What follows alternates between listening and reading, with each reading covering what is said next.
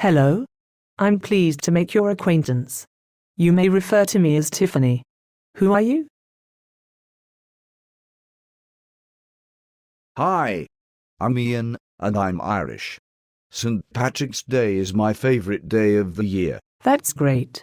Now, I don't mean to come across as being difficult, but are you sure that you're Irish? Okay, this isn't how conversations usually start, but I'll be a sport and play along. I suppose I'm not really Irish since I was born here in Boston and my parents were also born in the US. But 3 of my 4 grandparents were born in Ireland. So, if I understand you properly, you have assigned a title to yourself based on your Irish heritage. Ah, sure. I guess. So, are you American? That's actually a loaded question. Sometimes I am American, but not always. I certainly don't like to think of myself as a citizen of the United States. You sure aren't a typical girl. We've been talking for less than a minute and already I'm starting to get a headache.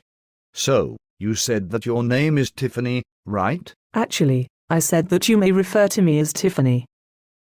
Tiffany is a title that I have chosen to give myself to avoid confusion between who I am and who the government and other public entities think I am. I'm glad I got this beer.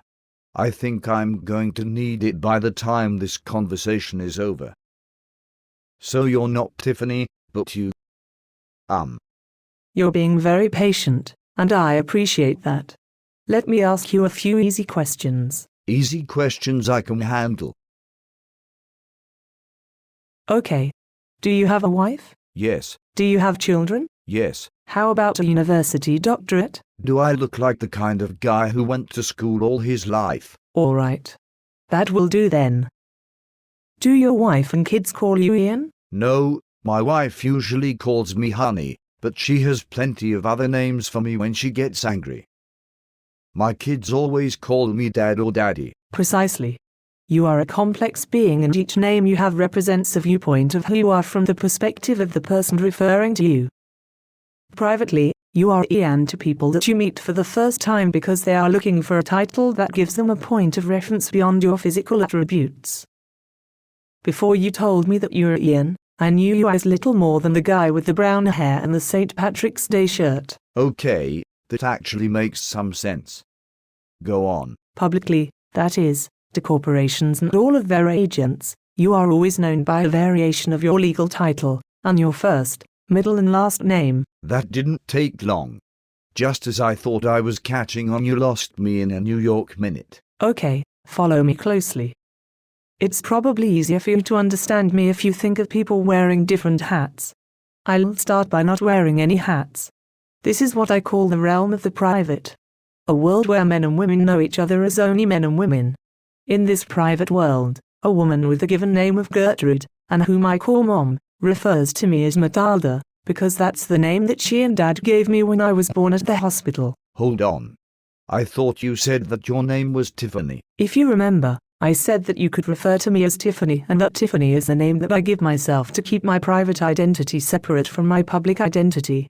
My parents named me Matilda, but I never liked that name and it was easy for me to choose another name for myself that I like much better. Nobody calls me Matilda except my mother and agents working for corporations. And that suits me fine. Ah, I think I get it now. Your real name is Matilda, but you nicknamed yourself Tiffany. If that helps you grasp the concept, then by all means, use that line of thinking. My father almost always calls me Pumpkin, because when I was young my hair was lighter and looked sort of orange. It's a name I like because it conveys relationship based on personal knowledge of me. Similarly, my boyfriend calls me his hot cinnamon love muffin for similar reasons. T-M-I.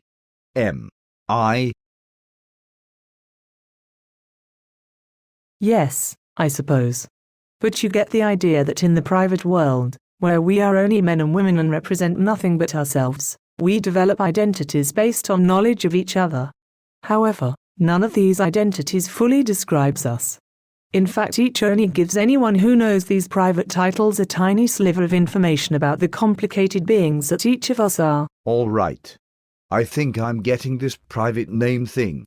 So try again to explain to me how the public identifies me. Since you told me that you don't have a doctorate, the public has assigned to you a title known as Mr.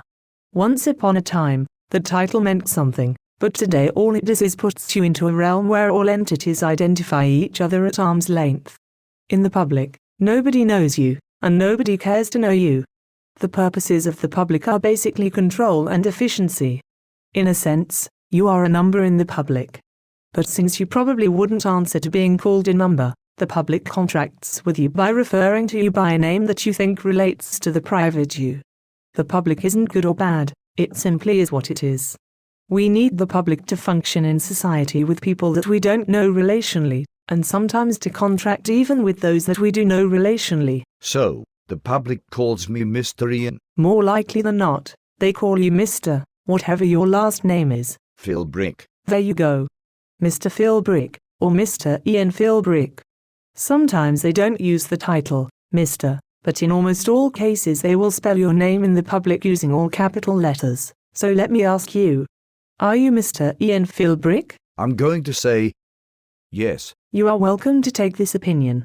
But, let me ask you, does the name Ian Philbrick really describe who you are? Aren't you more complicated than that? I suppose you're right.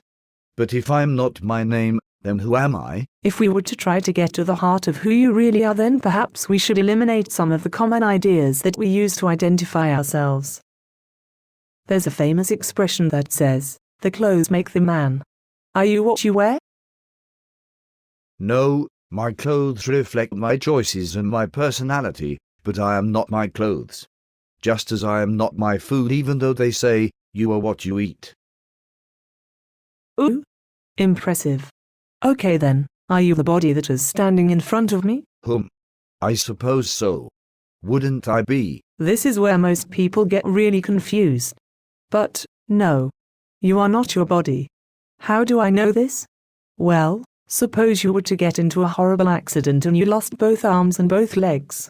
Would you still be you? Yes, I suppose. Well, let's pretend that it was possible that an accident could leave you void of every part of your body but your brain, but modern medicine and science were able to keep your brain functioning and you still had conscious thought.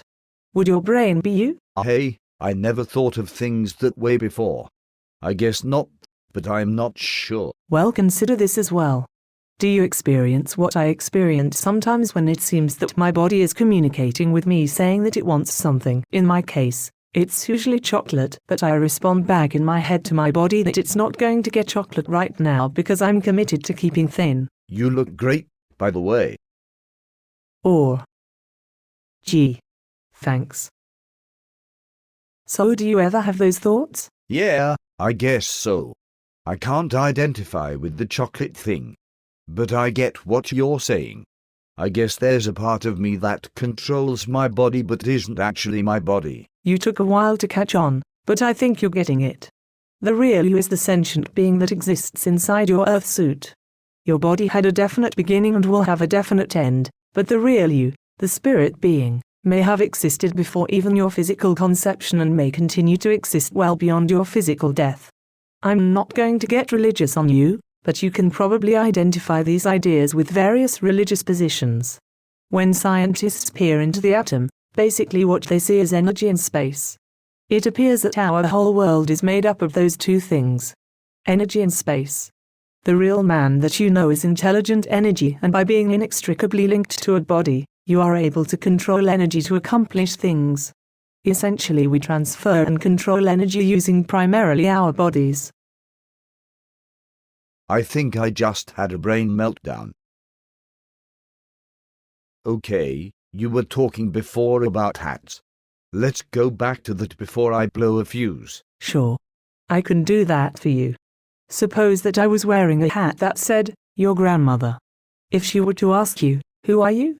how would you respond? Well, she already knows my name, so it would be foolish to identify myself as Ian Philbrick to her. I guess I would either respond with the nickname that she has for me, or by reminding her of our relationship as her son's son. But now this seems to go along with what you were saying about the private, not the public. Indeed. Nice catch. I used your grandmother as an example because it's the process that is important here. Because I asked you to respond to your grandmother's request to a question that seems a bit odd, you were forced to consider why she would ask you such a question. And then you responded by giving her an answer that you believed she was looking for. Okay. In the public, regardless of which agent is asking you to identify yourself, the important thing to figure out is why they are asking for that information and what answer are they looking for. You can answer in many different ways, but some answers will yield better results than others. For example, if I was at an employee function at work and it was announced that Matilda had won an award, I would appear in the public as Matilda to accept the award. But if I was in court and Matilda was called as a defendant, I would rather appear in public as Tiffany. You can do that. Absolutely. I'm not saying that simply by appearing in the public as Tiffany that my court issues are going to go away. But by appearing to them in a manner that I have complete control over, I feel that I have a better chance of a favorable outcome.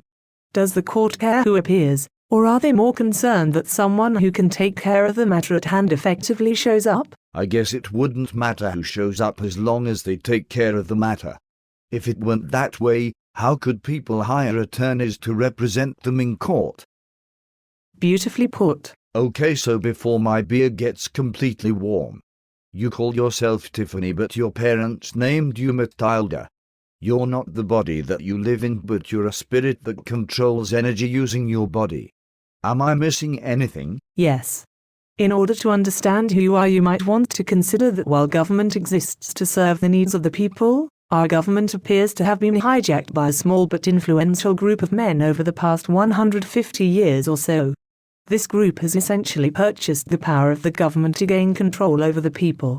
The way that they assert their control is to get us to agree with them through contracts that sometimes we aren't even aware we have entered into. You know what? You're cute, but you might want to check for bats in your belfry, if you know what I mean. Yes, I'm aware that this is highly conspiratorial. However, take a look at your birth certificate, your driver's license and any financial documents you get from banks or even governments. They're almost always addressed to the all-capital letter name on your birth certificate and often with a title, like Mr., attached. The shadow government has created a title for you and they use that title to entice you willingly or unwittingly into contracts with them that don't always benefit you. If you keep in mind that anything addressed to you in the public isn't really addressed to the real you, but instead to the public title for you, it will help you avoid some of the common pitfalls that people make every day. Well, I've got to say that was quite a conversation. I'll do some investigating to see if what you're saying is true, but you've got me thinking. That's for sure. I appreciate you listening. Who knows, maybe someday we'll meet again and take this conversation to the next level. I don't know if I would survive that. Goodbye.